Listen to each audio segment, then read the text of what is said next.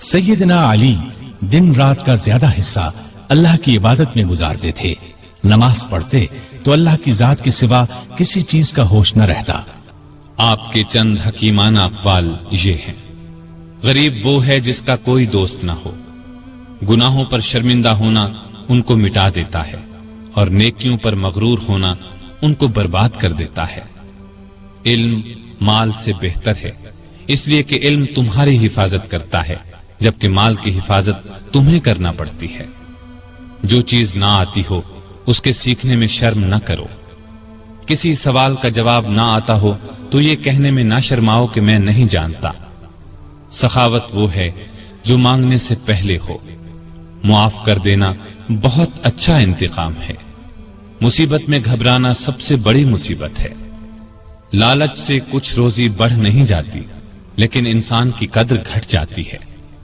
بات کہنے والے کو نہ دیکھو بلکہ بات کو دیکھو. نیکی کی کوئی قدر کرے نہ کرے، تم نیکی کیے جاؤ. سخت ترین گناہ وہ ہے جو کرنے والے کے نزدیک معمولی ہو. مصیبتوں کا مقابلہ صبر سے کرو اور نعمتوں کی حفاظت شکر سے کرو. سیدنا علی رضی اللہ عنہ ان 10 صحابہ میں بھی شامل ہیں جنہیں دنیا میں جنتی ہونے کی بشارت دی گئی، یعنی عشرہ مبشرہ میں ہیں. ان تمام خصوصیات کے علاوہ آپ کی ایک خصوصیت یہ بھی ہے کہ نبی صلی اللہ علیہ وسلم نے اپنی پیاری بیٹی سیدہ فاطمہ رضی اللہ عنہا آپ کے نکاح میں دی. آپ درمیانے قد کے دوہرے بدن کے تھے. چہرہ بہت خوبصورت اور باروب رونق والا تھا. خیبر کی لڑائی کے موقع پر رسول اللہ صلی اللہ علیہ وسلم نے آپ کو دعا دی تھی: اے اللہ، علی سے گرمی سردی کا اثر دور کر دے. اس دعا کا یہ اثر تھا کہ آپ ہر موسم میں ہر طرح کا کپڑا پہن لیتے تھے. ضرورت کے وقت آپ محنت مزدوری کر لیتے تھے. آپ علم کا سمندر تھے. آپ کی علمی باتیں بہت مشہور اور حیرت انگیز ہیں. ایک عورت سیدنا علی رضی اللہ عنہ کی خدمت میں حاضر ہوئی. اس نے شکایت کی کہ میرا بھائی 600 دینار چھوڑ کر فوت ہوا ہے. جب یہ رقم وارثوں میں تقسیم کی گئی تو مجھے صرف 1 دینار دیا گیا کہ تمہارے حصے میں 1 ہی دینار آتا ہے.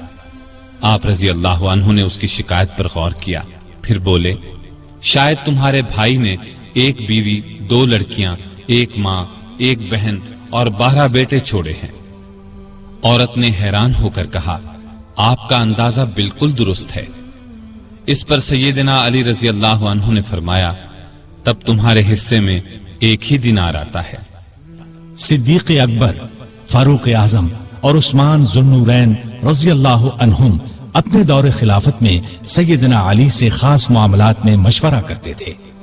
شجاعت سیدنا علی کا خاص وصف تھا. اتنے بہادر اور نڈر تھے کہ طاقتور سے طاقتور دشمن کی پرواہ نہیں کرتے تھے. تبوک کے علاوہ قریب قریب ہر لڑائی میں وہ شریک رہے. انہیں اللہ کا شیر لقب ملا. نہتے پر وار نہیں کرتے تھے. ایک لڑائی میں اپنے دشمن کو گرا لیا. اسے قتل کرنے لگے تو اس نے ان کے منہ پر تھوک دیا. وہ فوراً اس کے سینے سے اتر آئے. اس کی جان بخش دی. کسی نے پوچھا: آپ نے اسے کیوں چھوڑ دیا؟ فرمایا: میں تو اس سے اللہ کے لیے لڑ رہا تھا. اس نے جو حرکت کی تو اس پر مجھے غصہ آ گیا. اب میں اسے قتل کرتا تو گویا اس قتل میں میرا غصہ بھی شامل ہوتا. اس کا مطلب یہ ہوتا کہ میں نے اسے اپنی ذات کے لیے قتل کیا ہے. سیدنا علی کی بہادری کے واقعات ہمیشہ تابندہ رہیں گے. ان کو رسول اللہ صلی اللہ علیہ وسلم سے بہت محبت تھی. رسول اللہ کو بھی سیدنا علی اور آپ کی اولاد سے بہت محبت تھی. سیدنا حسن اور حسین کو رسول کریم صلی اللہ علیہ وسلم اپنے کندھوں پر اٹھاتے اور فرمایا کرتے تھے: اے اللہ، میں ان دونوں سے محبت کرتا ہوں. جو ان سے محبت کرے تو بھی اس سے محبت کر، اور جو ان سے بغض رکھے تو بھی انہیں مبغوض رکھ. سیدہ فاطمہ سے سیدنا علی کے ہاں 3 بیٹے اور 2 بیٹیاں ہوئیں. ان کے نام یہ ہیں: حسن، حسین، محسن، زینب اور ام کلثوم. محسن بچپن میں فوت ہوئے.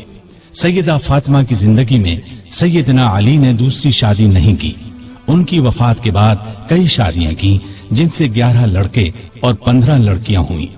اس طرح ان کے کل 14 لڑکے اور 17 لڑکیاں ہوئیں۔ اللہ تعالیٰ ان پر اپنی رحمتیں نازل فرمائے، آمین۔